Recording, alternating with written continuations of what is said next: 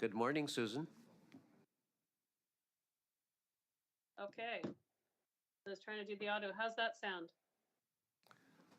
A Can you little hear bit me? faint, a little bit faint, but you're loud and clear.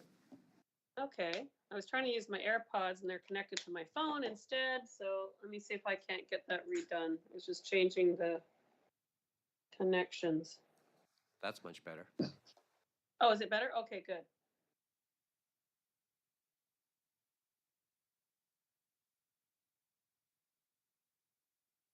It was just a surprise. My iPad suddenly said there was a meeting.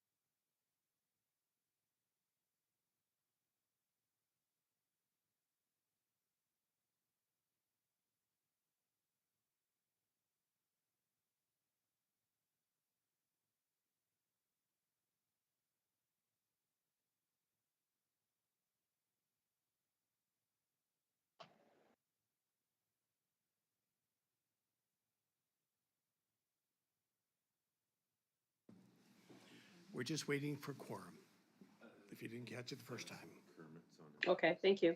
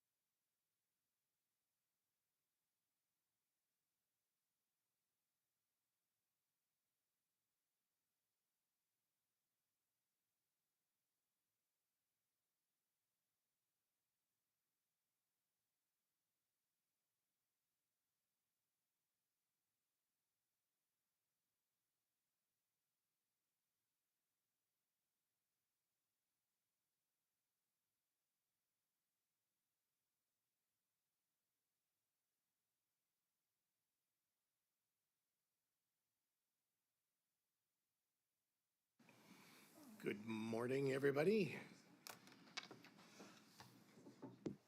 I'm fine, thanks. How are you?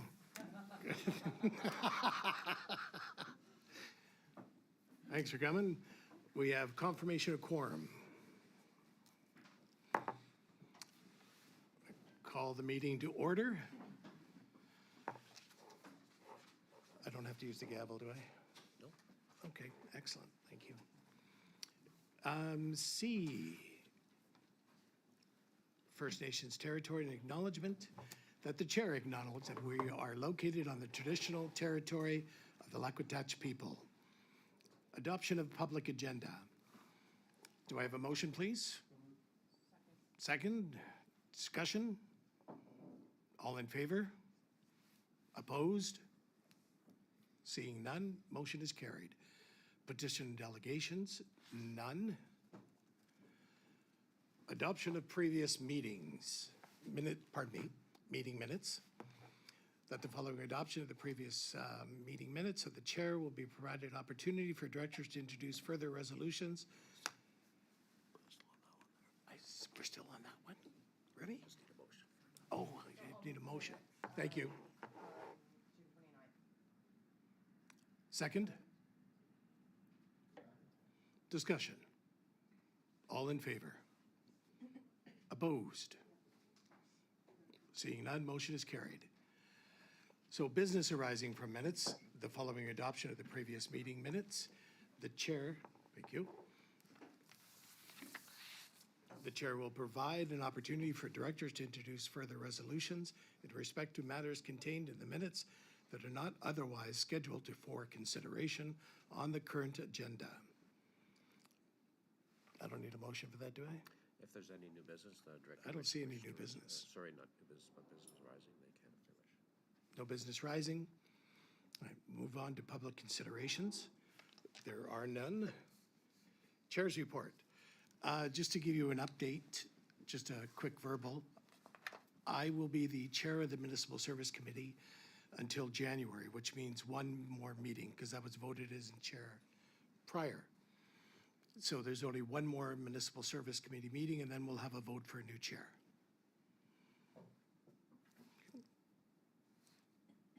Motion to accept the chair's verbal report.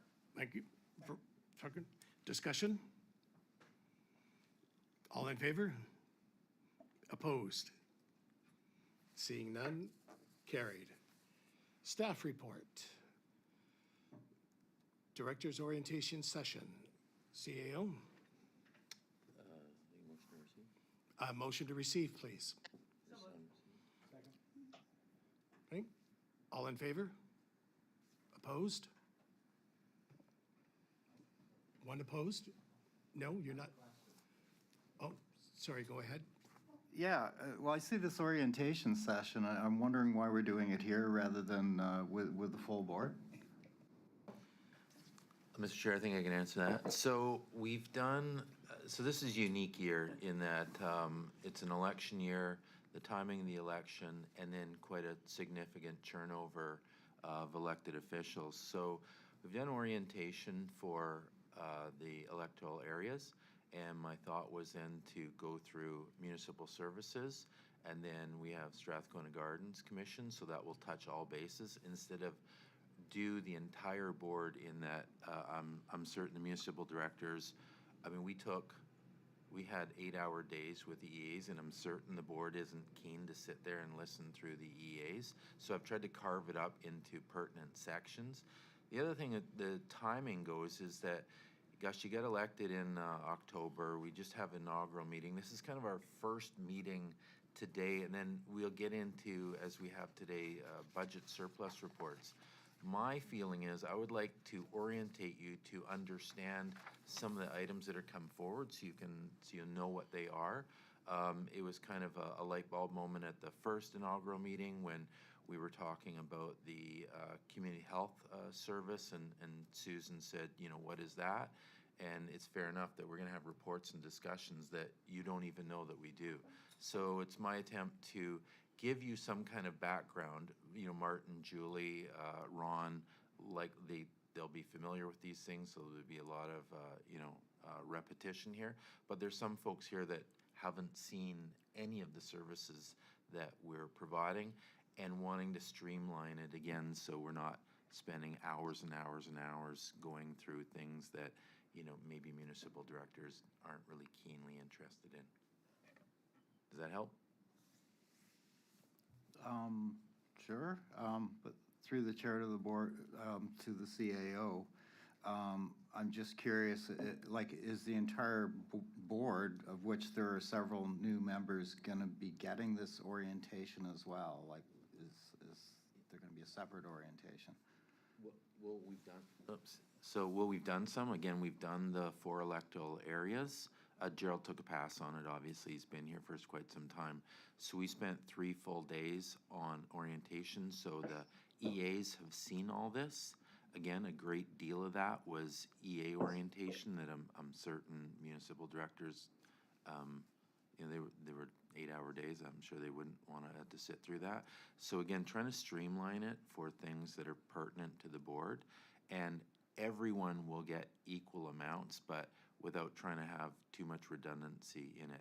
I'm certain you and Campbell River and everyone else is going through orientation, and it may not be the most exciting thing in the world, and to come here and listen to a bunch of redundant information, again, just trying to streamline it a little bit. Thank you. Okay, so having said that, again, you know, I watched a bit of the committee of the whole at Campbell River yesterday, kind of seeing what you're going through, trying not to be too redundant. What my intention here to do is to give the Municipal Services Committee, the directors on this board, some line of sight on things that we're regionally doing. And some background on it, some history, so that when reports and budget items come forward, you have some idea what they are.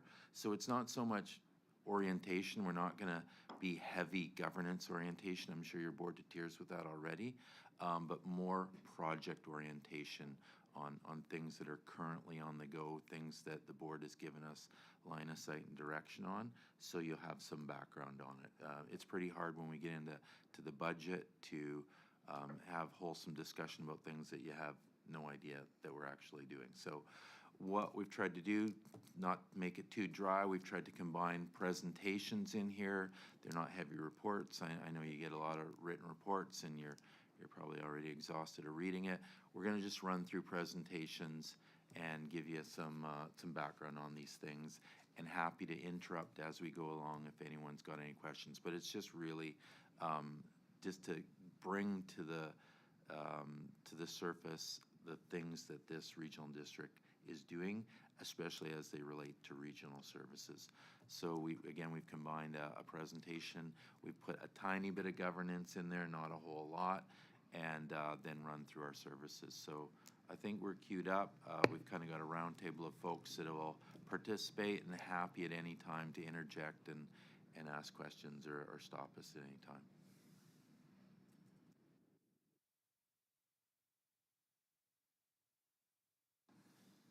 Thank you, Dave, for that introduction. It's my duty to go through the dry, boring part, as Dave mentioned. And I do apologize, there are many directors here, they will know all this already, but it's really geared for those who are brand new to the business. Unfortunately, not all of them are here today, but we'll go through this anyways, and by all means, please ask questions as they come up. Director Colburn? This one's being recorded as well. For Yes, visibility. this is being recorded, yes. So I'll be that guy again, because we have online people. If you don't hit the button, nobody outside this room can hear you.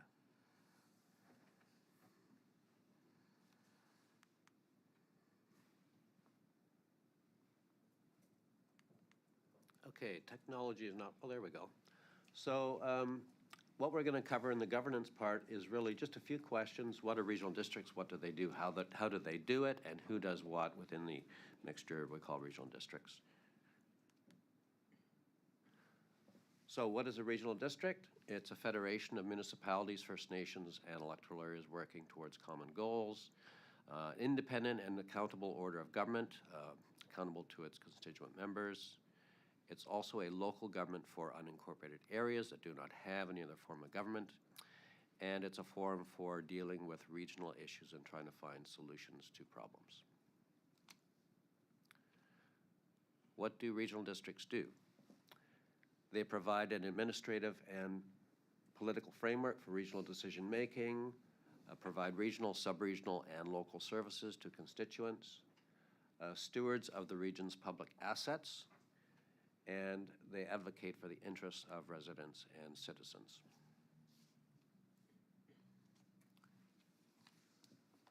Decisions at the board are made collectively, and this is important to understand. Different directors will have different opinions about anything that comes before the board.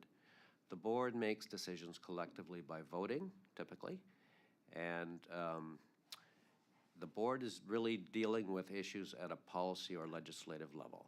That's essential to the operation of the regional district, that they understand that they're there to basically direct staff in terms of the programs, policies, and legislation that they wish.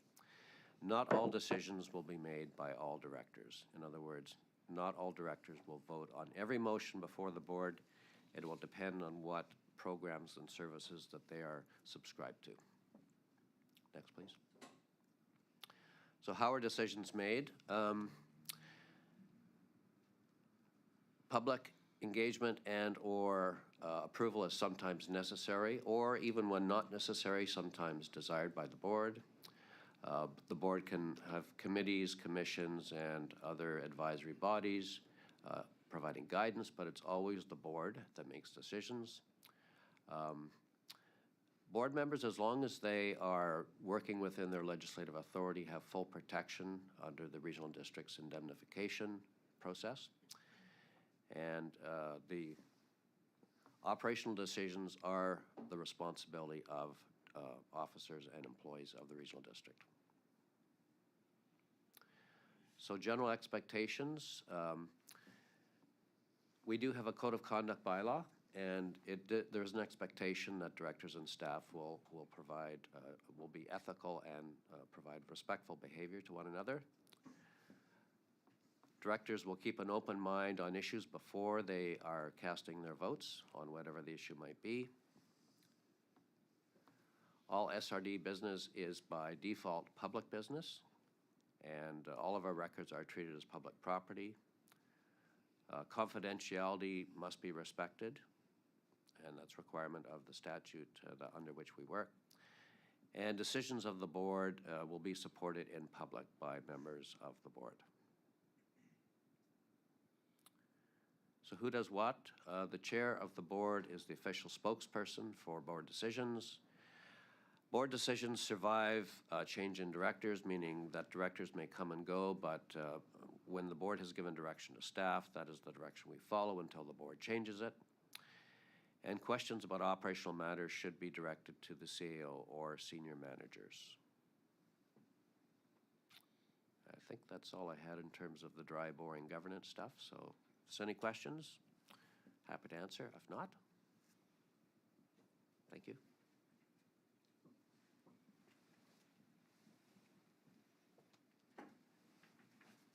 I don't think that, I think Edith was probably pressing the button. Is that the talking stick? It's supposed to be flick this line. I used to scroll. I think Edith was. It's a talking stick.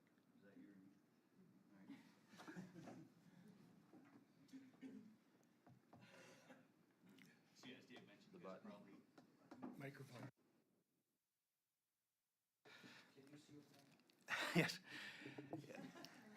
So as Dave mentioned, you guys have probably been inundated lately, so we just tried to cut down on the information to relay. So the first slide, I just thought we'd talk briefly about the differences between a municipality and a regional district. I think the biggest thing is we're not a recognized tax authority in the province, so any regional district doesn't collect tax. We'll send out invoices to the munis, and they will put that on their tax return. And for the electoral areas, we send it to the province, and then that goes onto the provincial return. So, and nor can anybody pay here.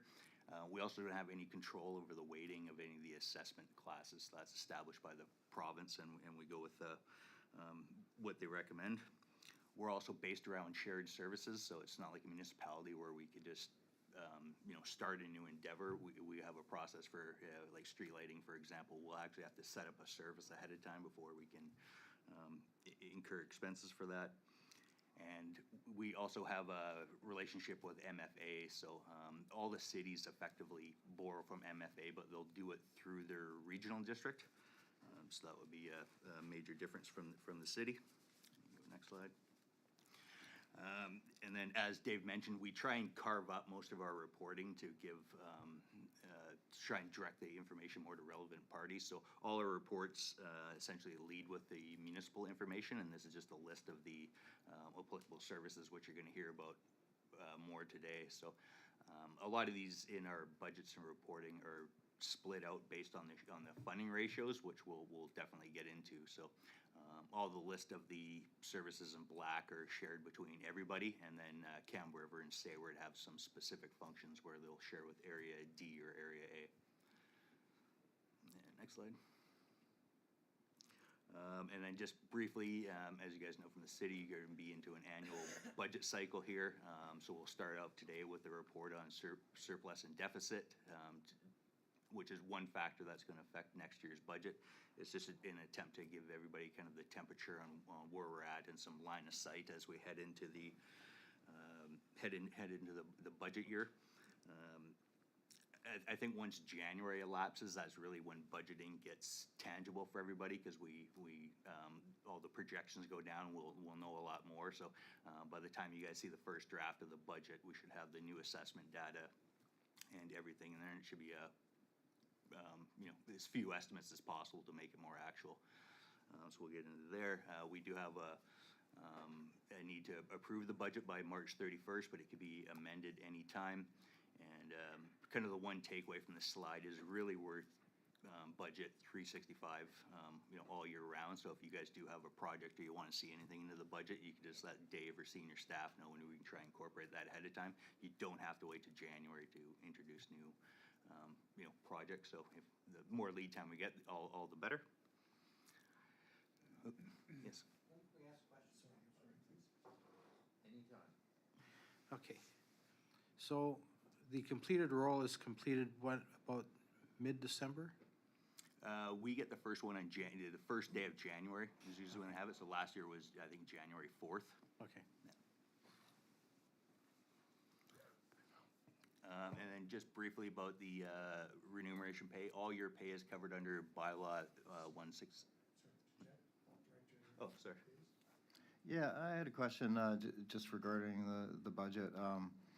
Through the Municipal Services Committee and then on to the board, we've initiated this regional transportation study, and we're waiting for the results to come back on that. There's certainly going to be a budget consideration with it. If we don't introduce some sort of budget contingency for it, does that mean it gets set back a year if we decide to go ahead with this transit plan?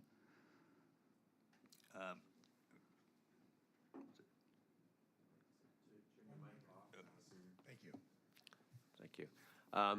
So that particular study, we expect will be coming back to the board likely in January. There's still a fair bit of consultation going on with BC Transit and other entities, Mount Waddington, for example. And I think the question is, if we miss the budget cycle and the board wishes to pursue this further, what is the effect of that? In my opinion, and again, depending on, where the board wishes to go with the service, it would be possible to advance it and possibly incur, if necessary, if absolutely necessary, a deficit position for the end of the year to be picked up the following year. But again, there's so many variables, and so many unknowns yet. It's really, I'm just speculating. These are possibilities only.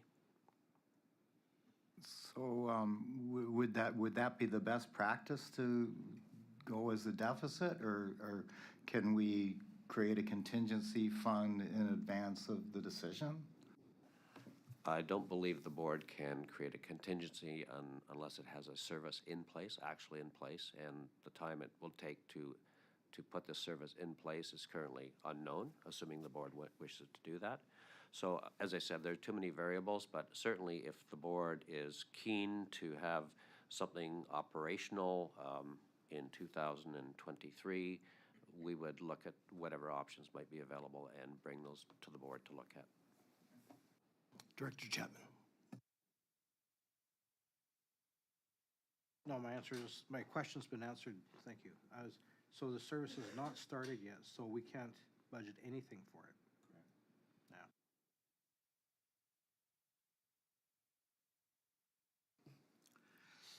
And lastly, this is just a quick slide to note that all your director remuneration is governed under bylaw 167, and then we pay the indemnity travel pay meeting expenses. So any questions on that, you could give us a shout. Usually we pay any directors who've submitted all their payroll forms will get paid on the last Monday of every month.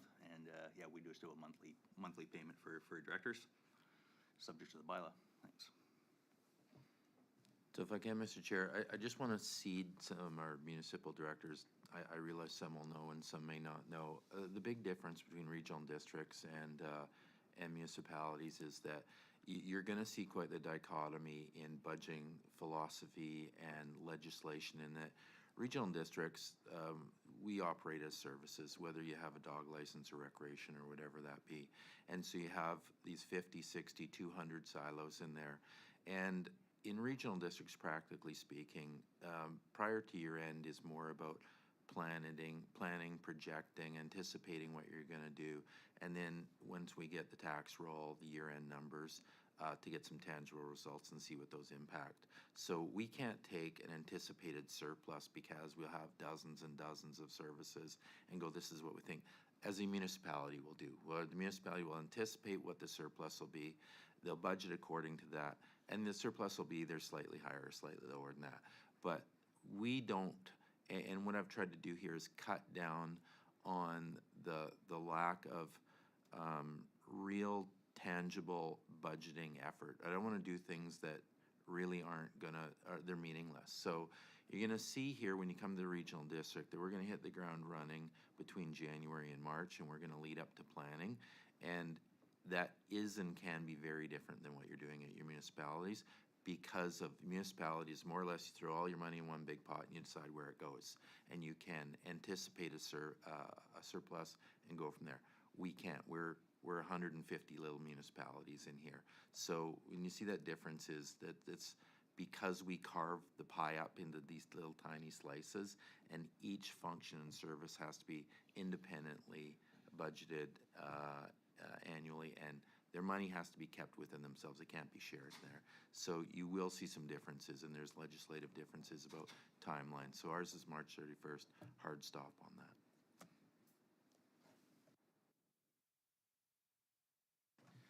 To paraphrase what you said, municipalities can decide what they want to do by resolution of council and establishing services that way. Regional districts are required to establish services to do anything. So regional districts can't do anything until we've created a service and it's been approved by the electorate and the board to proceed. So it's not free-flowing as municipal stuff.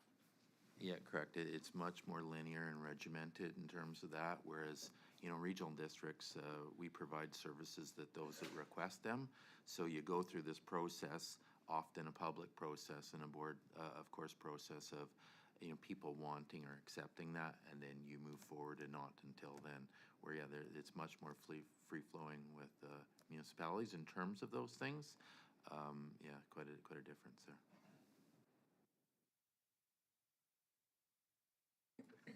So if I can just before Renee starts, so what the board has seated us with is we've obviously done strategic planning throughout the years, and out of that comes a lot of strategic plans of which this regional district will focus on.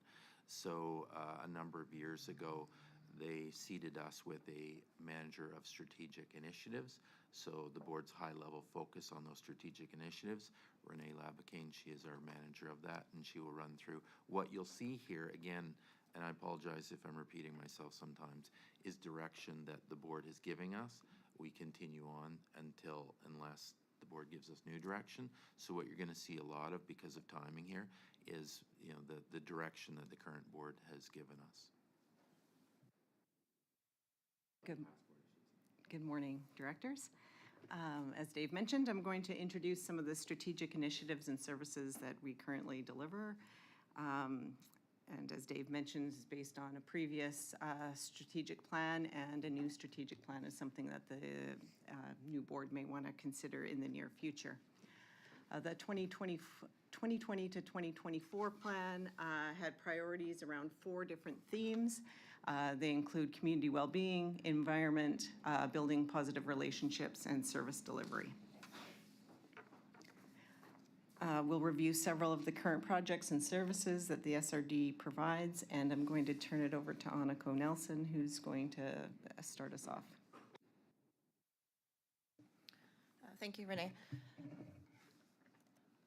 The Strathcona Regional District is currently involved in the Community Health Network, the Strathcona Community Health Network. We receive funding through a contract with Island Health. Next slide. A funding contract through Island Health, a 3-year contract, which is ending October 2024. It is our role to employ and manage the Health Network Coordinator, also through a contract ending as well, October 2024. The regional board appoints 2 directors to the table of partners. The SRD coordinates with the Health Network co-chairs, which are appointed off the table of partners, and liaises with the table of partners on health determinants of health. And we take the work done at the table of partners and the Health Network table through the SRD and implement tangible outcomes from the work done at the table of partners. Core functions of the health network are to build healthier people and communities through addressing the social determinants of health, including food security, housing, transportation, connectivity, and networking and building relationships with different partners throughout the community. The health network is responsible for a number of initiatives, and we've done a number of key reports in relation to community health. We've done Tassis and Gold River affordable housing reports. We did a transport needs assessment for Gold River and Tasana, some housing needs reports, some community well-being profiles, which are a wealth of information for the communities throughout the regional district. I encourage you to have a look at those. We've done affordable housing benefits everyone reports. We were involved heavily with the development of the Urban Indigenous Housing and Wellness Coalition, as well as the Coalition to End Homelessness, and support the Himalayas Community Kitchen here in Campbell River, providing food support to those in need. Through our involvement with the health network, the regional district was able to get involved in the Just Like Home project. We were involved with the health network coming together with the Children's Health Foundation out of Victoria to create 2 lodges up in Campbell River adjacent to the hospital. The Children's Health Foundation championed the Family Lodge, which is the Quailu House currently built and operating in Campbell River. However, they were unable to get involved with the Just Like Home Lodge just because it wasn't within their mandate. The regional district was able to, next slide, sorry. The regional district was able to come to the table, at the board table, and get the board on side to provide a home away from home service, which would enable us to work towards the construction of the Just Like Home Lodge. We've partnered with the Campbell River Hospital Foundation on the Capital Build fundraising efforts, and we will be constructing and operating the lodge. And ongoing operations will be provided through requisition. The board currently has approved requisition for the last 2 years, so we do have requisition funds currently sitting in the budget. And the Regional District of Mount Waddington is also looking to adopt a bylaw to also provide ongoing operations for the operation of the lodge.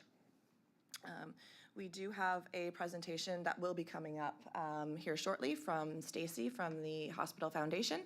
She will be here shortly, so we will move on to some other strategic initiatives through Renee, and we will have a presentation from Stacy on the Just Like Home Lodge fundraising efforts shortly. Thank you.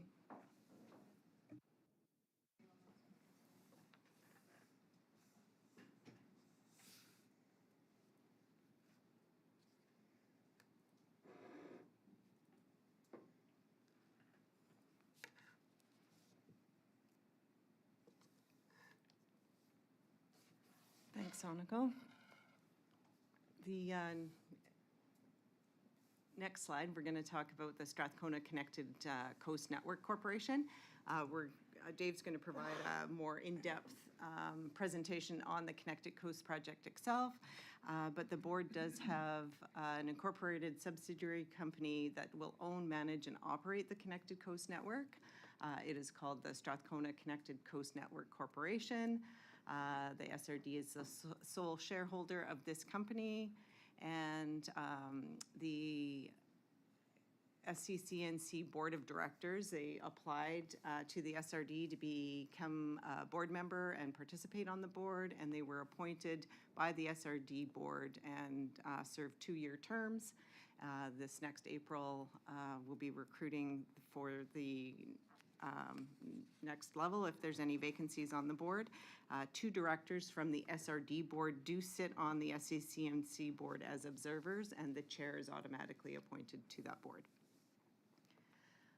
The next program I wanted to highlight is the Strengthening Communities program. This was a grassroots informed project starting with a working group of social service providers, the city, the SRD, and the coalition to end homelessness. We collaborated between all parties and applied to the UBCM Strengthening Communities program in 2021. The application went through the SRD because the SRD has access to more funding than if the city applied on their own, and it also provided us an opportunity to make it a more regional project than just a City of Campbell River-based project. We were successful with in 2021 with just over $1 million and $382,000 in 2022. Supported programs and supplies for more than 12 organizations, providing services to those experiencing homelessness. All of the activities in that program were 100% supported through the grant funding. There was no additional funds required from municipalities. Next slide.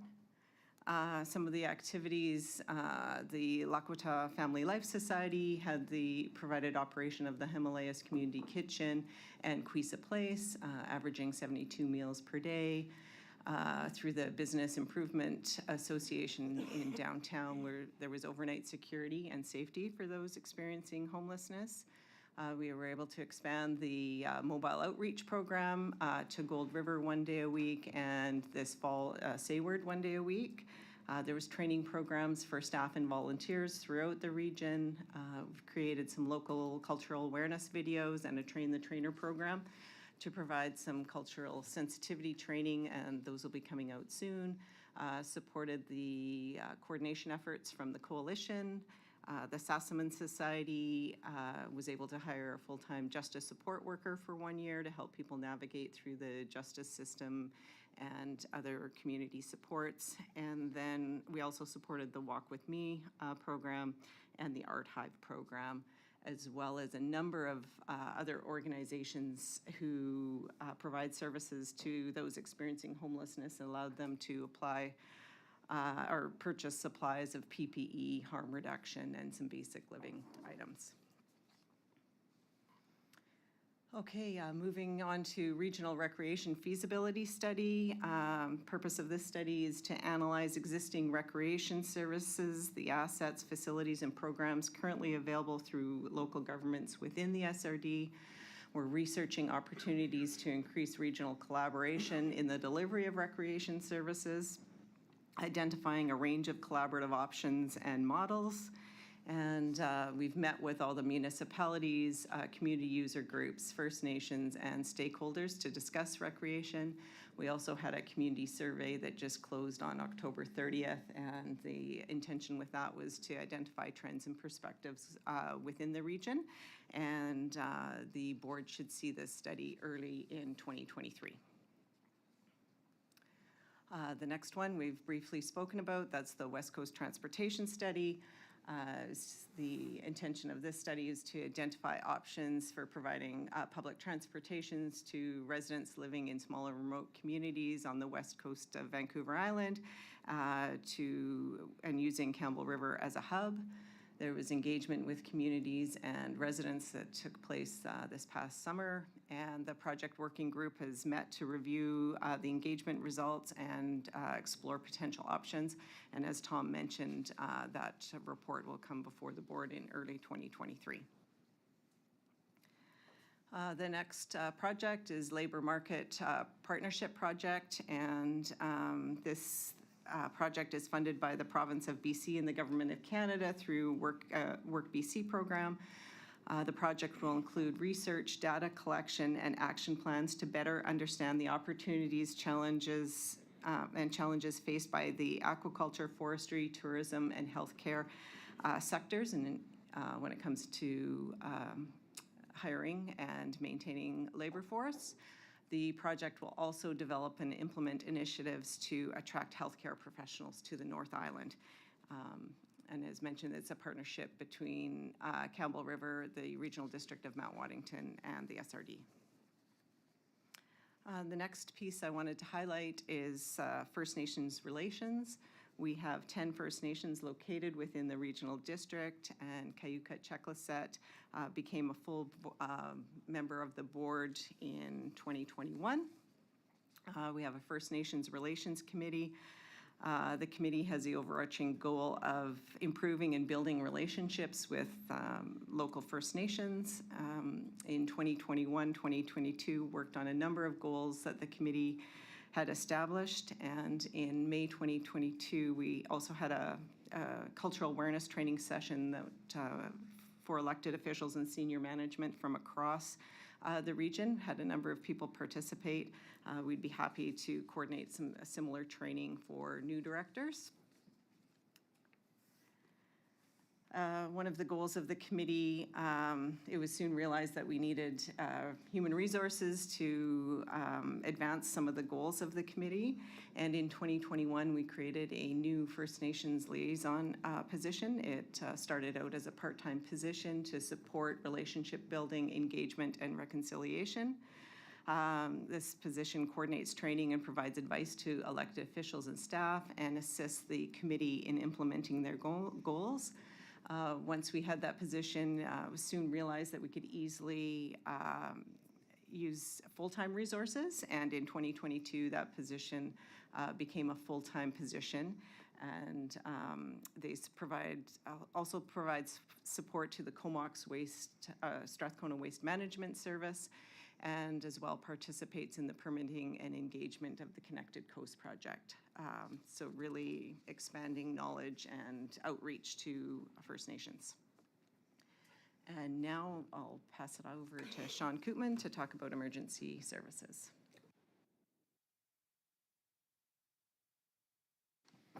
Slide before last, the training, the earlier one. Yeah. Yep, so the cultural awareness training session, you said that you'd be happy to organize something similar for new directors, and I'm wondering if the munis would be invited to that as they were before, just as we, some councils have new directors on, or new councillors on them, and I think that was a really good session and really helpful. Yes, I think any training that we do, we would invite, as we did last time, to the regional municipalities for staff and other councillors that may want to attend.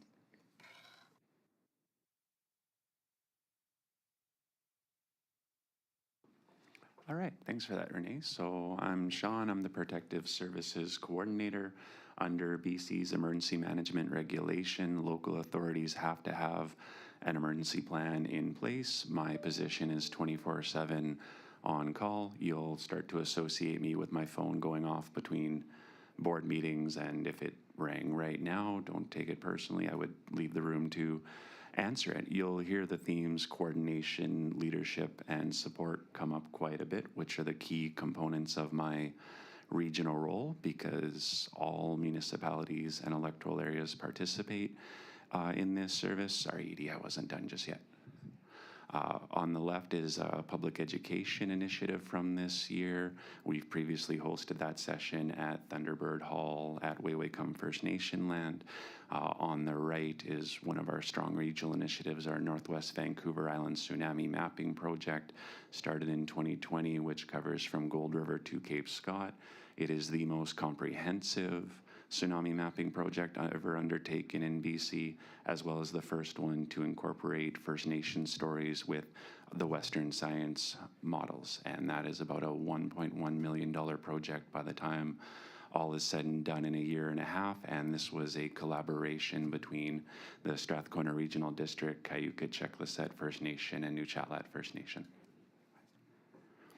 So yeah, like I mentioned, all municipalities and electoral areas participate in that. The regional way of coordinating emergencies is a very efficient way of doing business. Very rarely is an event limited to one area. The over week-long power outage that occurred in January affected 3 First Nations, 2 municipalities, and 2 of our electoral area hamlets up by Cayuga and Esperanza, and volunteers are the heart and soul of our program, and I cannot speak highly enough for the wonderful groups that I get to work with, whether it's volunteer firefighters, search and rescue, emergency radio communications, or emergency support services. So I have a very strong team behind me that you don't often get to see. I also oversee the local emergency services, so we have 3 contracts in place to provide fire services. We have an agreement with the Quadra Island Fire Department to provide a first responder service to North Quadra. Currently, there are multiple governance models in place that oversee those fire protection and rescue services. We have several initiatives that are underway of looking of doing that in a more efficient way. One you'll see on the board meeting later today.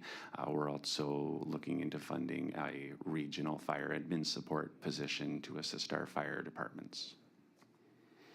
And so what does this look like in a day-to-day week? So for leadership, the last Monday of every month is the third Monday of every month is the Campbell River Emergency Support Services meeting.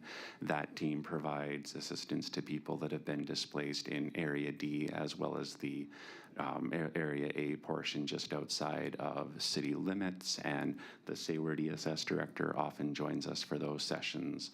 As well, as far as the coordination piece, I'm leading a bomb threat exercise for the Campbell River Airport to exercise their operational and security plan that they have to do every 3 years under Transport Canada. So I hosted a meeting at the airport on Tuesday with several of the airlines, city staff, fire department, police, fire ambulance in place to have the initial stakeholder meeting. From there, we'll take that to a discussion-based exercise and then a functional exercise in March. And, you know, for support, there's items that you see behind the scenes that may not come to the board level. I assisted the village of Zabalis with a grant application to provide a plan that would reforest their burned hillside following their wildfire in 2018. Yeah, go ahead. And yeah, often bring in about $1 million per year at least through the grants that are available. You might not see all of that at the regional district level because sometimes we do these grants with a regional partnership approach. Sometimes we take an individual approach. It's just so specific on the situation that if Zabalis was awarded that $150K for reforestation, you wouldn't be seeing that here at the board level. So know that I am also assisting our First Nations and municipalities with their grant applications and emergency planning as well. Any questions?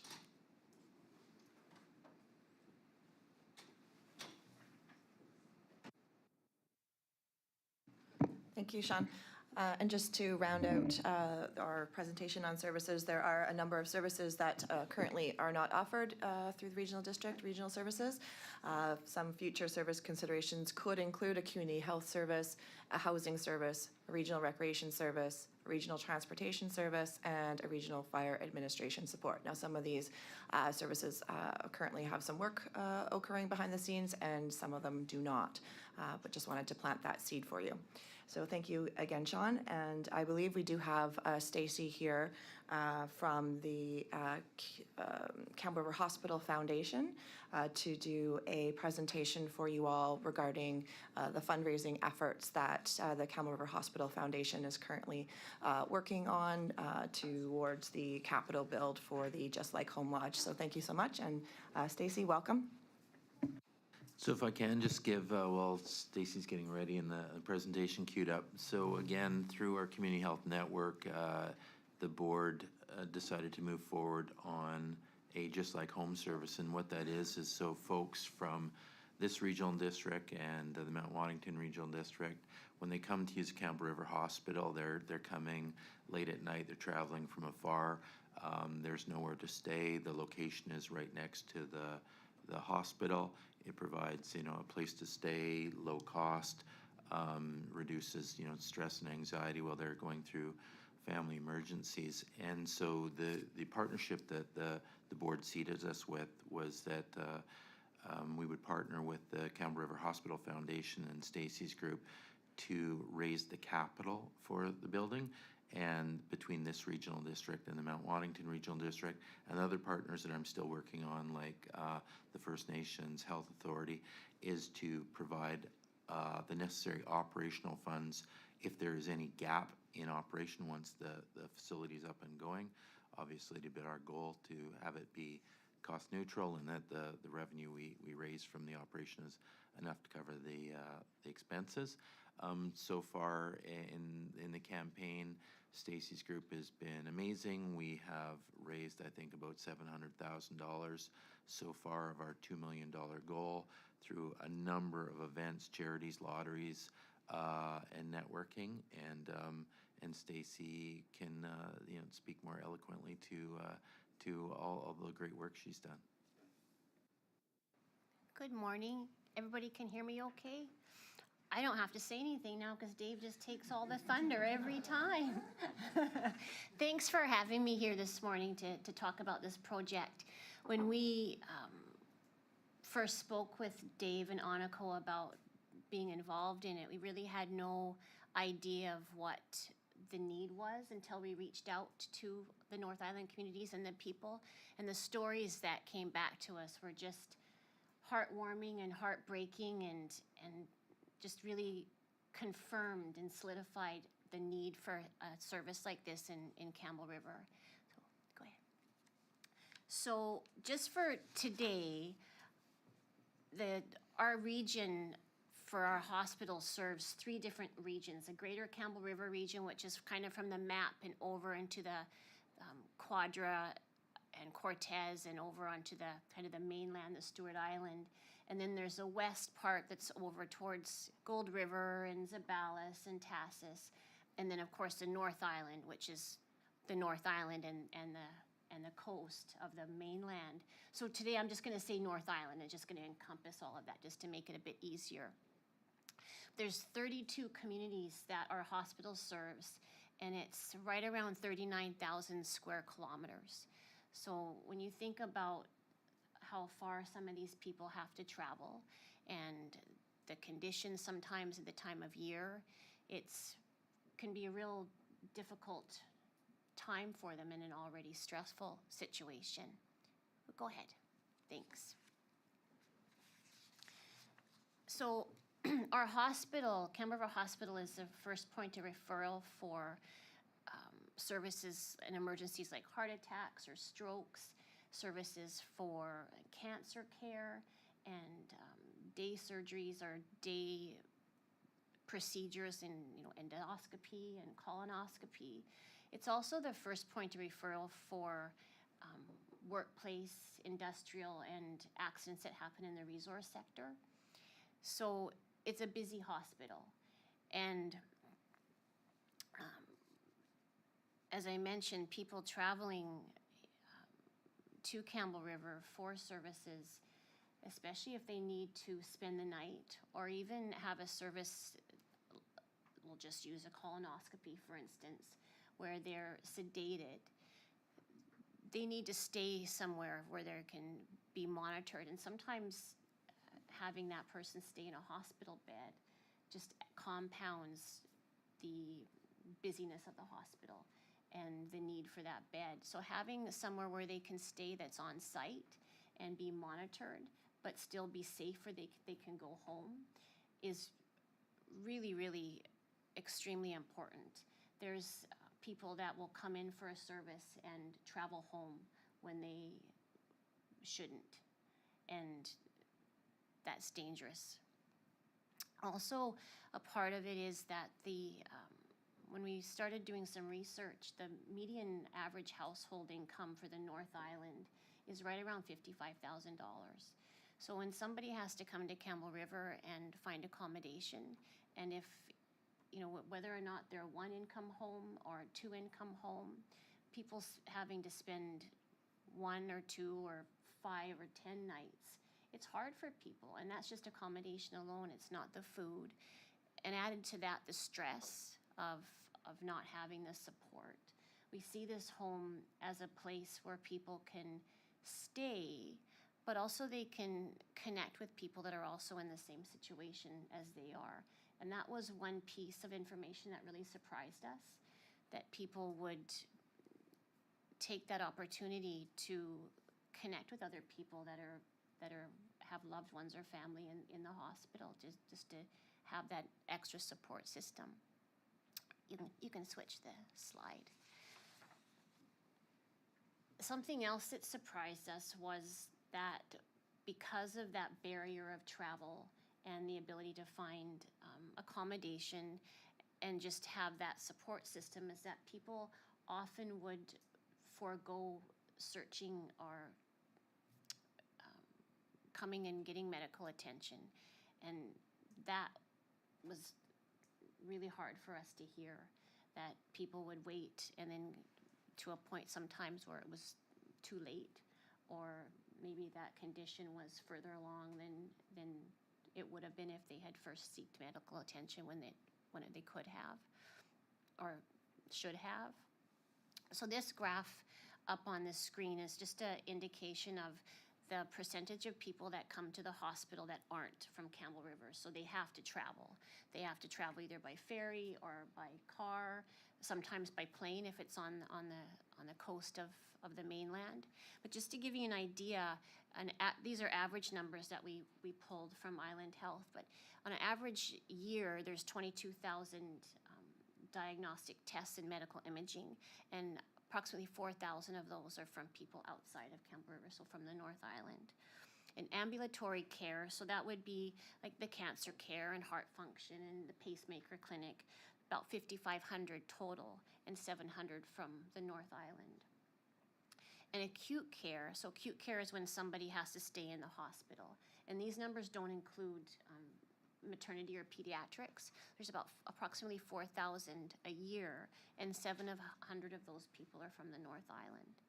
When you think about, all the stories that we hear about the hospitals being busy and over census, we know that a number of those are long-term care, and those fixes are for those who are in the process, but there are also people that are staying in the hospital that don't necessarily need to.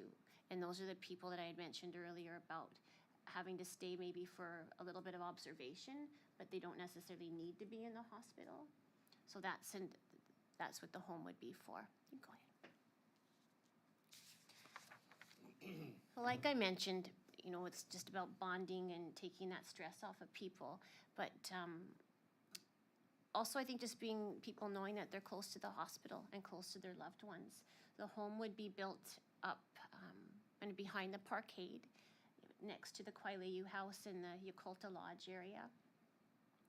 It would just be a really safe place for people, and I think a constant for people that they knew it was here for them would make a difference in their ability to reach out to healthcare. You can go ahead. So this is just kind of a schematic of the idea of the home.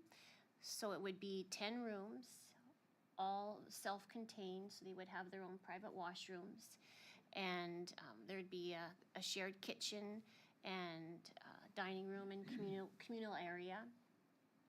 In the rooms, we would to help people feel like they can have their own space. We're looking at things like coffee makers and fridges, simple things like a laundry basket. There are laundry services or a laundry area also in the house, and microwaves. So anything that we can do to help make a difference is what we're looking at.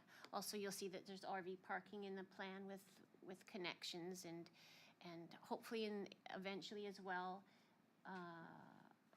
gardens and outdoor space where people can just have some peace. Go ahead. So the cost is right around $2 million. And like Dave said, we're closing in on $700,000 so far. We have had some really generous gifts from some local residents. We're also quite widespread in how we're advertising the home. We've had some partnerships with the SRD with some ads in what's it called? It's a publication called Global Heroes. And it's a publication that comes out in the Vancouver Sun, the Province, the Globe and Mail, and I think it's National Post. But each time it's about 1 million people it reaches. And we've done it twice, and we've had some good results from it. Also some ads in the Lower Mainland focusing on some specific areas, as well as our most recent Because You Care Hospital Lottery, so that goes province-wide. Our website, of course, the Just Like Home CR website. Our golf tournament this past year was focused on the Just Like Home. In the hospital, we have our elevator wraps and banners throughout, brochures in the North Island as well as banners in the North Island. We were just up in Port McNeill this past Friday and did a presentation to some key people in that area. We're going back up in January to visit the Port Hardy, probably the Chambers of Commerce. The Lions Club have asked us to come present as well. And we recently presented to the Noon Rotary Club here in Campbell River. So we've been busy with it for sure. We have right now, our Radio Week is running, and it's basically just not just, but it's a information 10 days about the foundation in partnership with the Raven, leading up to Giving Tuesday, and Just Like Home is a part of that as well. So we're certainly trying to get as much out there as we can, and getting really good results back. We're proud of what we've raised so far. And to finish up, we just have a short video with somebody from the North Island. Her name is Hilcher Ramsey, and we just have her story to share.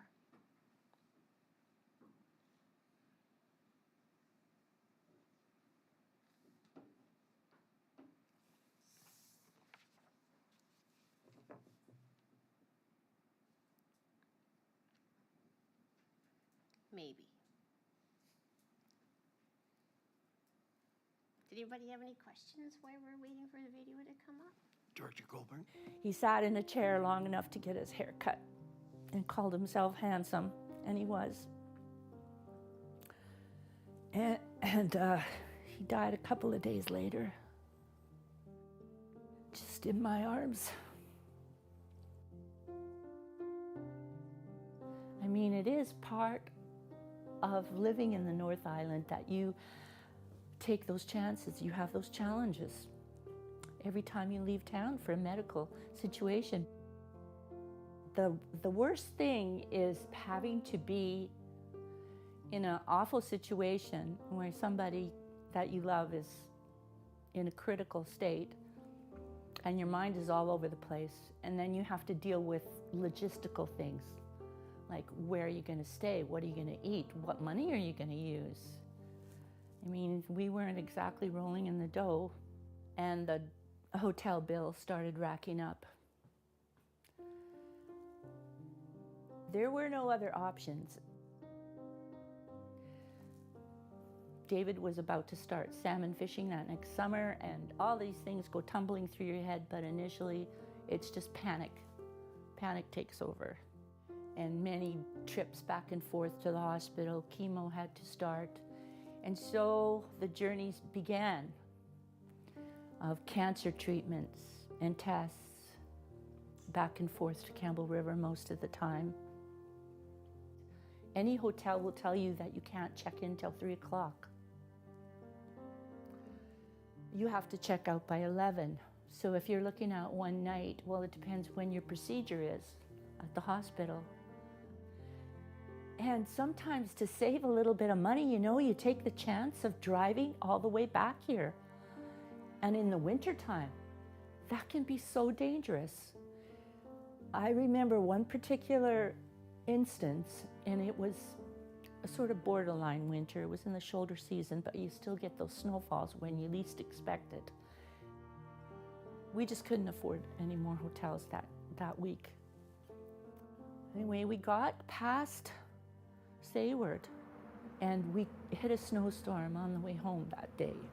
It was so bad, the snow came down so fast, and it got dark. I've never been so scared in all my life, and I turned to David and I said, we are never, ever going to go through this again. I don't care how much money it cost us. We are never going to leave that hotel or leave that hospital and drive home again when it's this late at this time of the year. There were times when David was hospitalized that I had to just leave him there because I couldn't afford to stay. So I had to drive back to Port McNeill, wait a few days until I could come back again for another couple of days.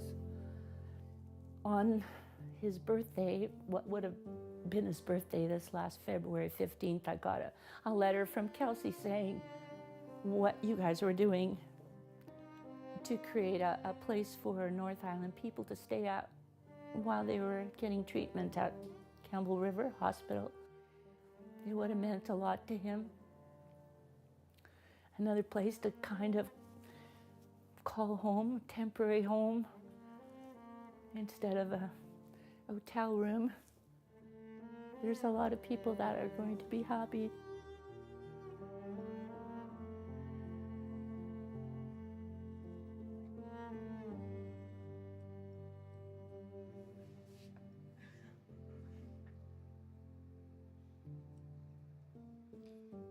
Hilcha and David traveled back and forth for 9 years.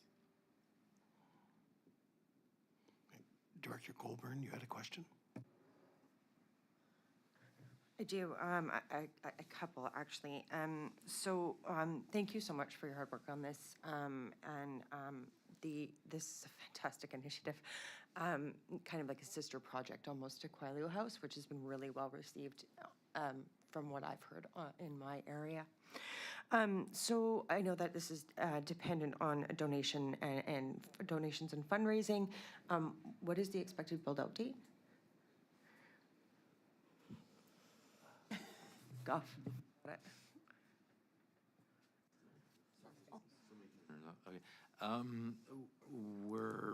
We're not certain. Again, it depends on donations and how we do. I'm working with a couple, having conversations with a couple development partners in there that could make a big difference in there. Stacey's group has some potential donors and some significant ones, and it all depends on how quickly those come through. We have enough funds, though, to start the design. We have the land, we have the lease, we have the servicing in the project. So it's kind of up to us when we kind of start, and we've been stalling in the short term right now because we're trying to leverage a development partner right now that we're having some discussions with. It could be a real deal breaker for us, or deal maker, shouldn't say breaker.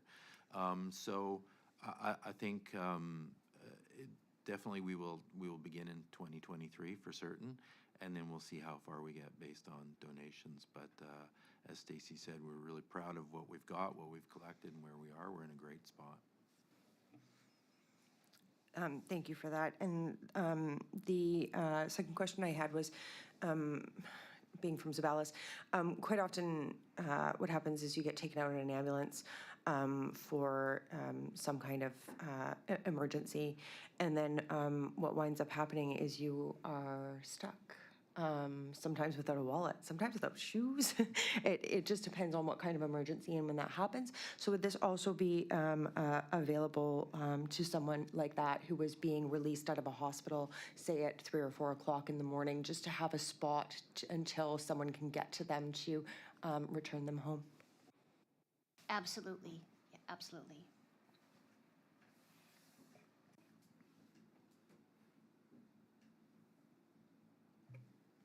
Director Davis. Yeah, thank you, Chair.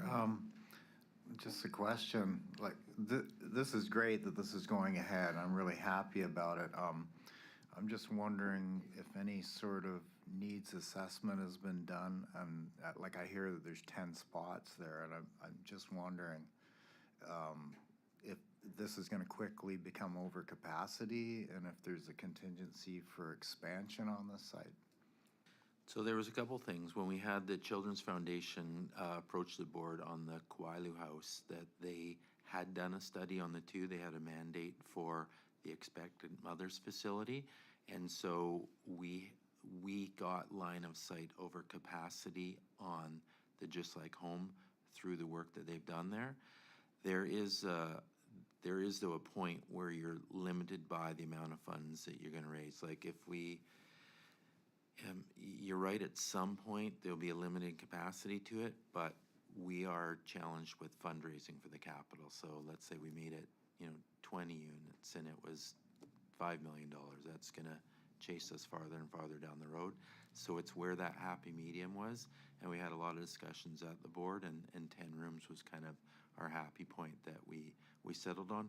Not because that was ideal, but when it is, as I'm sure you can appreciate, a significant effort to raise community funds through this, that you got to make your goal attainable, and we felt that the 10 rooms was attainable.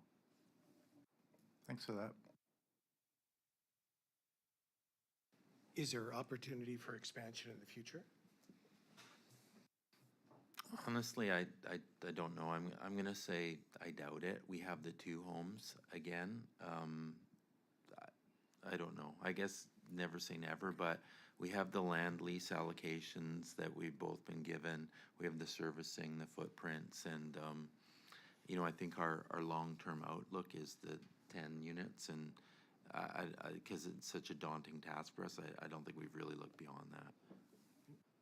Thank you. All right, so I guess to wrap it up, I'll finish with that, and I thought I'd do something a little bit more in depth on the Connected Coast, as it's quite a significant initiative. Thank you, Stacy. Always awesome to see you. Happy for you to stay around, and if you like. Thank you.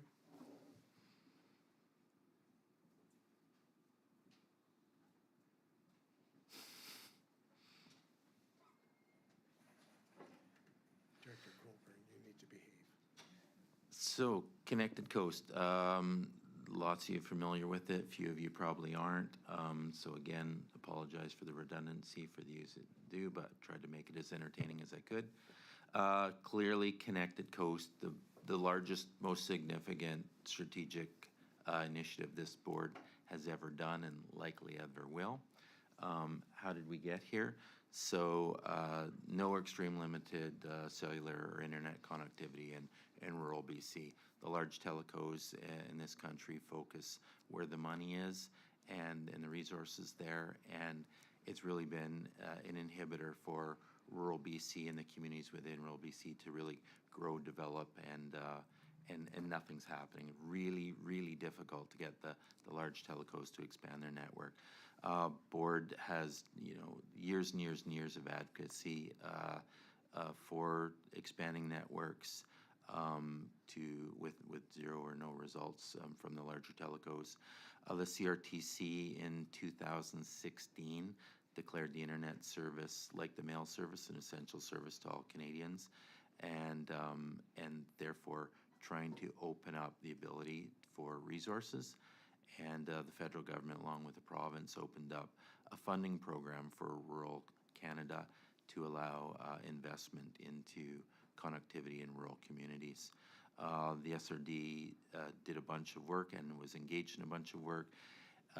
in terms of developing a broadband strategy, community plans within all our rural areas, our rural communities, our municipalities, and engaged a consultant to look towards making application into the Connect Innovate program. Next slide. So, as I said, CRTC declared it a basic service. The large telcos weren't going to do anything about it, so the federal and provincial government opened funding from about $2 billion total to bring what I'll call backbone fiber to communities in rural BC. The SRD will be one of those that the board decided it was time to move forward and make an application to the program. So, long story short, they put us together with a company called City West. City West is a 100-year-old telecoms company. I would call them a mid-size Western Canadian telecoms company that had needs for themselves. The funding partners put the two of us together in our applications. There was lots of synergy. Again, City West is a telecoms company that is owned solely by the City of Prince Rupert, so similar to Connected Coast. They are the sole shareholder of City West, and we are the sole shareholder of the Connected Coast Network. They put our two applications together. Next slide. And what those look like is about 3,400 kilometers of subsea backbone cable that ties into the Vancouver Internet Exchange, wraps around all of Vancouver Island, up to Prince Rupert and across to Haida Gwaii. It includes about 154 communities and counting, 56 Indigenous communities representing 44 First Nations along the network. So what that does is plugs into the Vancouver Internet Exchange, which is quite an amazing opportunity. There are only 4 telecommunications companies that have a plug into that being the 3 large telcos, the Shaw, the Rogers, the TELUS, and the little old SRD. So we are plugged into the Vancouver Internet Exchange. And what this fiber network does is basically connect all of our Connected Coast network right directly into the Internet Exchange, giving speeds and backhaul greater than you would in actually Vancouver. So quite exciting. So they put our applications together, awarded us about $47 million for the backhaul project. They insisted that the two organizations come together and do it as a joint project, recognizing we were local government and City West was telecoms. There was a lot of synergies in that, and the project was branded the Connected Coast Project, with a few caveats in there from the funding partners. Next slide. One of them being that the two organizations join together and create a joint venture partnership on the network. When we made our application, of the 3,400 kilometers, the SRD in our application served about 70% of the network, City West 30%. The funders said, okay, that's great for funding, but we want this to be if we're going to award it, we want it to be a 50-50 joint partnership. So you're going to share in 50% of the funding and operations, maintenance, and success of the project. So with that, excuse me, the SRD created the Strathcona Connected Coast Network Corp. It was a requirement of our Articles of Incorporation that it be a non-political organization that made operation business decisions, again, that were non-political. We have a board that has the ability to have 7 directors on it. We have 6 right now, including myself. Those directors are members of the community, the island, the province, that are application-based. Those directors are ultimately appointed by this board, though.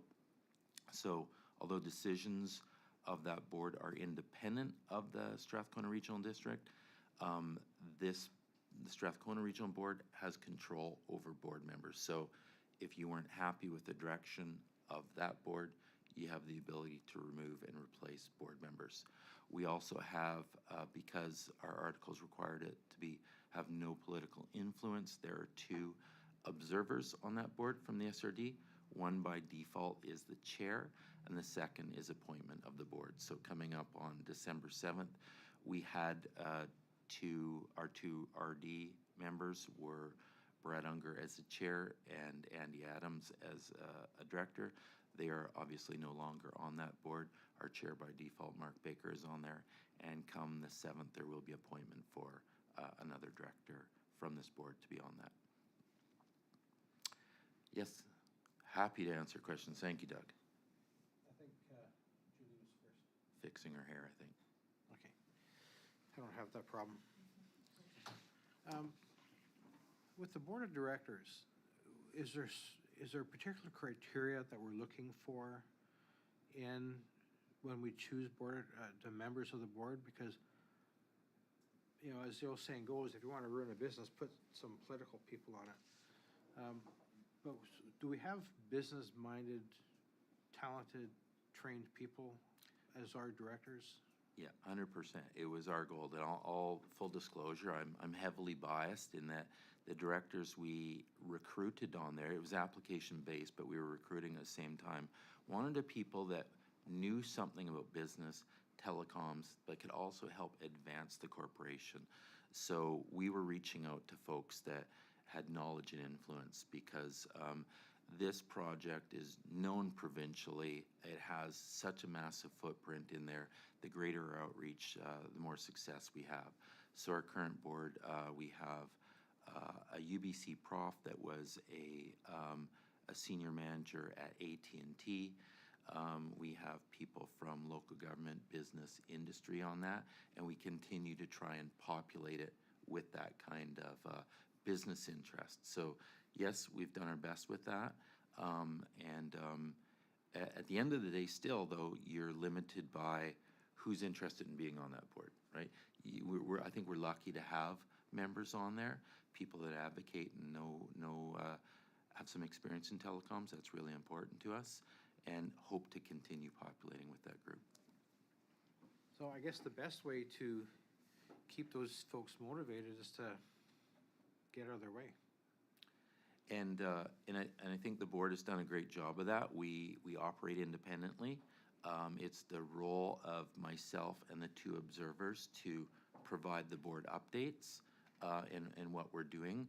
But again, all decisions are made of that board. They're not required approval for the SRD board because they're all business decisions and non-political. So I think it has worked well for the couple years that we've had the board in place, and you know, hope to keep moving forward on that path. But certainly we haven't had issues from our current board with that arrangement, and the independent board, knowing that they're independent, has been happy with that relationship. We haven't lost any directors, so they haven't been upset with the process.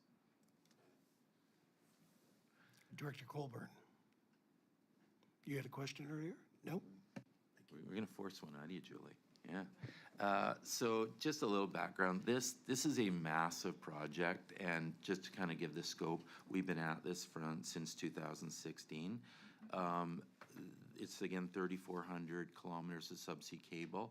The province has assigned us a special permitting group with the province. We have 14 full-time members, consultants, staff people, external, that work on the permitting. We've broken the permitting up into, I think, 16 blocks because the process is so complicated. There's 27 provincial and federal permitting authorities, not to mention the First Nations and local communities that we need to collaborate with and engage. So the network is built out as a section of the permit is approved, we go build that section. So just to try and give you some perspective of the magnitude and size of just the permitting effort alone. If we were to permit this all as one project, it might be 10 years from now that we get it approved. Next slide. So engagement and support, again, we have really expanded the footprint on the Connected Coast. We've engaged 7 regional districts, dozens of municipalities. We have partnership agreements with dozens of local governments and regional districts and First Nations. The engagement and support, there isn't a day goes by where a part of my day is not engaging and supporting with communities, First Nations on the network. It's a massive engagement effort. So just again, a little kind of perspective of what we're doing. This was new technology. If we go way back to the impetus of why the government was funding it, traditional cable, subsea cable, that you're probably thinking of is about a 2-inch cable that's, you know, laid on the subsea floor. Would generally be about $250 million for a project this size. There was new technology that was being advanced in the industry that the funders were keen on supporting, and it's about a quarter the size of traditional cable. Therefore, the deployment, the construction, and repairs of it are significantly less. That fit into the bailiwick of what the funders were going to supply. So the middle slide is actually an indication of what that cable looks like. And it's subsea deployed, comes up on shore landings and kiosks into communities. Next slide.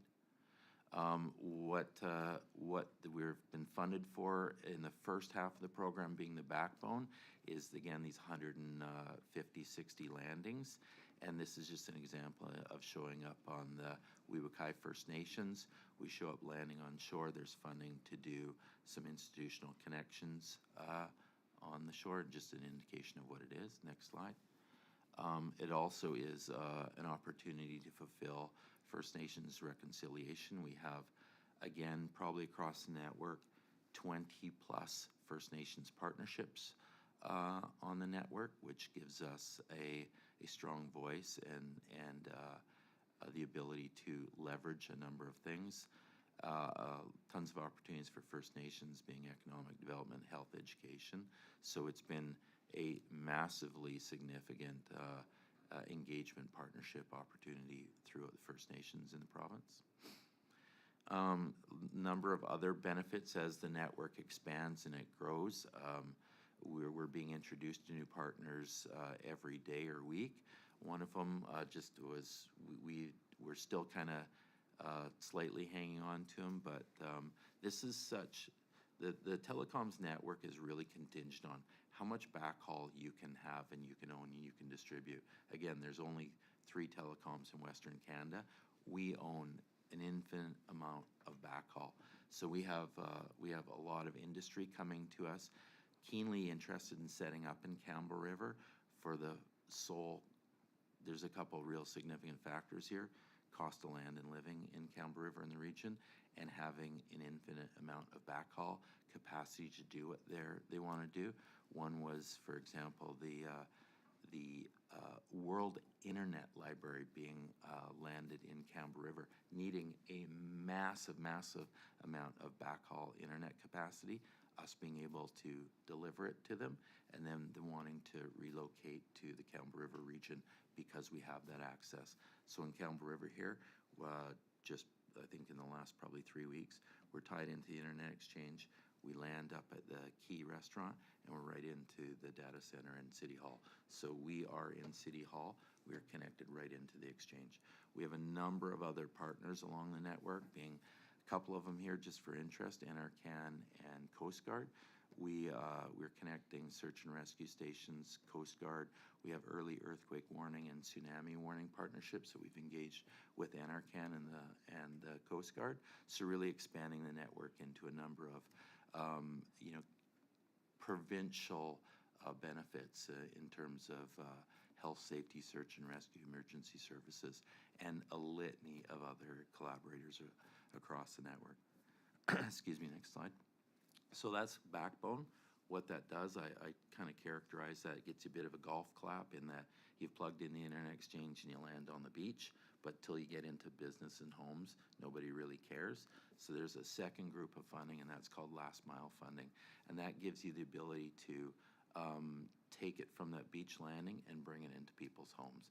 And so that's the second phase that we pursue applications. Along the network, we've probably secured about $50 million in last mile in the Campbell River area. We've got about $5 million of awards so far in a number of our munis. Julie's up in Savalas. So we continually apply and make application to communities across the network. Next slide. So what you have here eligibility-wise is there's a national broadband map. Green is usually good. In this instance, it's bad. And it gives you an indication of what's served across Canada. Any area that's in green is served by a minimum standard of internet connectivity. Any area that isn't is not served. So you can see in Western Canada, significant amounts of underserved areas. Next slide. So you break it down. This just happens to be the south end of Campbell River in gray. Campbell River, the majority of it is served, but we have other partnership benefits in there. But this is just an indication of you break down the communities. Anything not in green is underserved and eligible for applications, and there's hundreds of billions and billions of dollars to access for last mile across the network. Just an indication of our last round of awards. We're just over $4 million in our communities, Cortez, Zabalas, Quadra Island. We've been successful in last mile applications. Cortez, we're probably within a month of lighting up Cortez. We have fiber to the home to 1,000 residents in there, and we will light Cortez up likely within the month. Next slide. So just an indication of what we do to service areas. The villages of Zabalas and Nehataset, they were underserved. We made an application. We received about $400,000 for last mile. We have a landing that comes into Zabalas. So I'm going to say, it's spring, summer next year. Zabalas will be connected directly to the internet exchange, and people, residents, businesses, industry have the ability to do whatever they do in Vancouver in Zabalas. So that's quite exciting. And through industry, we are told that you are going to see business industry relocate, because it can't be understated the value of owning the backhaul. There are so few players in that, and we just happen to be one of them. Next slide. So we also have other partnerships along the network. So what we have done with City West at a high level in the SRD and outside the SRD, we are a social business, if you will. We don't report to shareholders that demand dividends back. Is that in the communities where we have partnerships, and we have one on the table for Campbell River, is that we partner in the funding, the build of these, and then we supply 20% of the profits back to the communities. So in our Quadra, Cortez, Zabalas, where we've received grant funding, we build out those networks, and then the service, meaning the regional district, will receive 20% of the profits back to us. So that's quite exciting. There was a number of unfortunate communities where TELUS played a fast one on us, where they went and bought the local ISP and declared it served immediately thereafter, blocking us from accessing funding. This is an ongoing fight we're having with the province and the feds. So examples here, because it's municipal services, Tassus is an underserved community. When the grant funding was out there, we made application, I think probably about $3 million of funding for Tassus. TELUS went in and bought the local ISP, and because the broadband mapping is independently uploaded by the telecoms, they declared the community served, receiving substantial internet, and therefore not able to receive funding. So TELUS did that in our communities in Tassus, Quadra, and Sayward and Gold River. And then what they do, the game here is, there's no business case for it for a large investment, and so they know if there's no government funding to build last mile, that they won't get competition. So what we did, because it doesn't further the advancement of connectivity in the communities, we partnered with, we meaning the SRD partner with City West, in that to borrow the funds to build in these communities, and City West is guaranteed the debt payments on those build investments, and then if there's any profits remaining from those communities, they'll share those back with us, 20% of those. So we weren't successful in receiving grant funding for Tassus, Sayward, and Gold River. However, we've borrowed funds and we're building those communities out. Next slide. So Gold River again, and I just showed indications of what the telecos will do and what they did to us come the funding opportunities. So on the left, it was underserved, the gray, And the next month, when the funding program came out, they bought that local ISP and flipped the switch and called the community served literally the next day. So made it real challenging there. Telecoms is not a friendly industry. Yes, Who's MassCon? Mascon is TELUS. Oh, okay.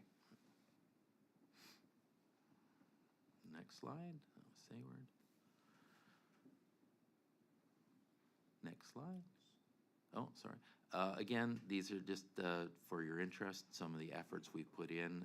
Quadra was an example of it, and this is just, you know, one of the efforts we did. So they declared that they bought the ISP, they flicked the switch and said everyone was served.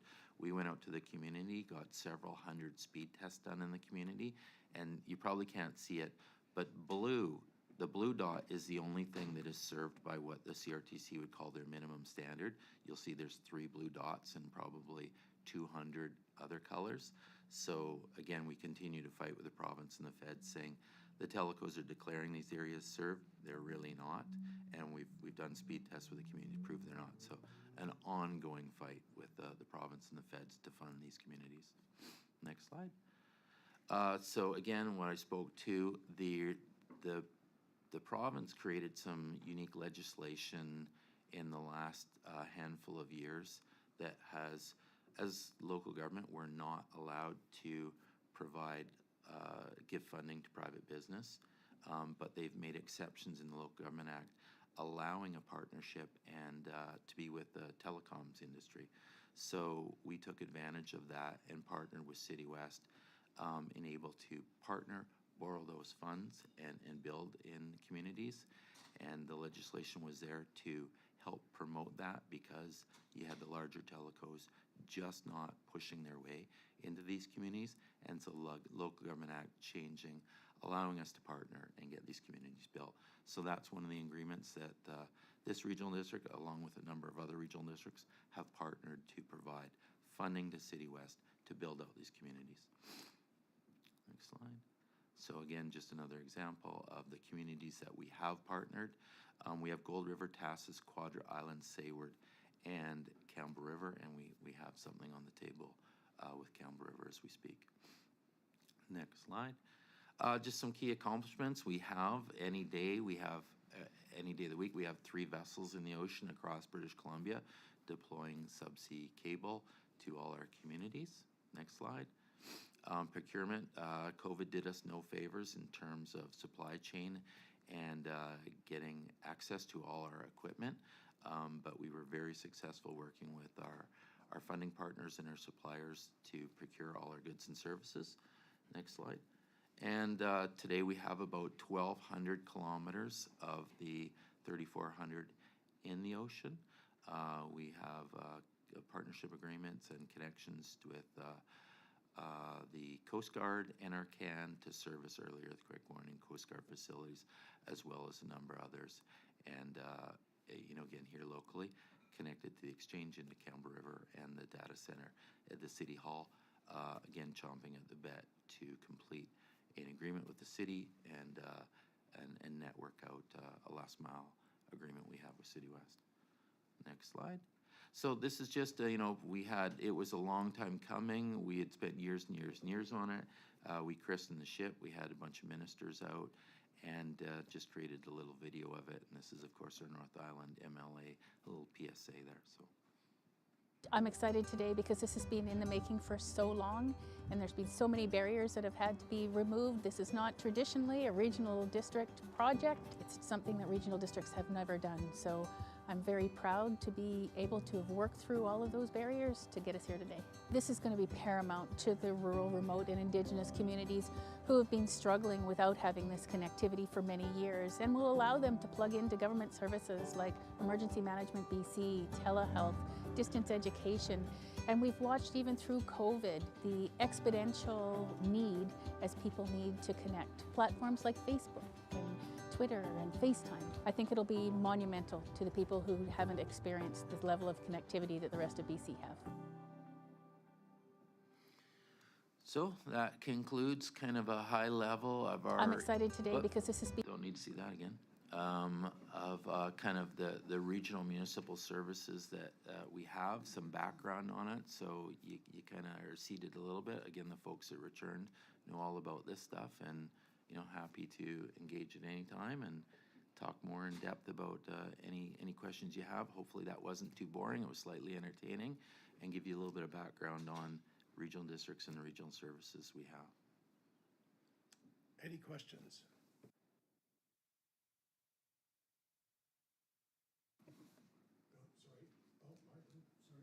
Director Davis. Yeah, thank you, Chair. I've been a big supporter of this all the way along, and I'm really glad to see that we're bringing this forward, you know, in the next year or two, hopefully, because it's going to be such a benefit to our communities. And I know the telecoms have been scrambling to bring up maximum bandwidth into our areas to sort of, you know, head off our competition, but they're kind of failing miserably. And I know in our community, bandwidth seemed to go up for a while, and now it's declining. Maybe it's because demand keeps increasing. So, yeah, I'm glad to see it go ahead. But my question is, I'm wondering, I think this is really good for creating a hardened system, you know, something that is going to be more durable in the event of, well, I don't know if people are familiar with it, but coronal mass ejection events. There was one in 1989 in Quebec that took down the hydro grid. There was a Carrington event that happened in the 1800s that, if it happened now, would take out all satellites around the planet.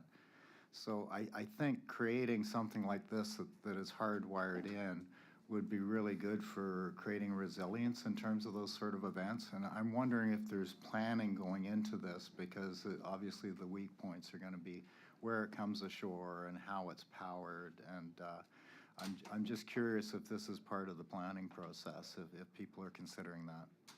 Yeah, 100%, and it's a redundant network too. So that's part of the partnership with City West, is the redundancy in the network.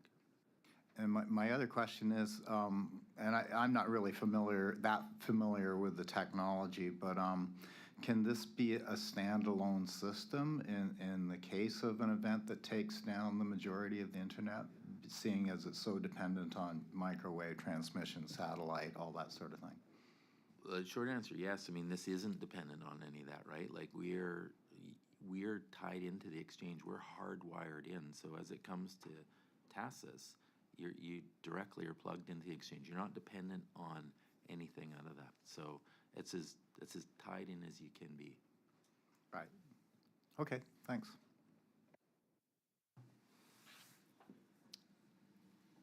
So we have to do a motion, pardon me? Motion to receive. Chair's report. Second. Okay. All in favor? Opposed?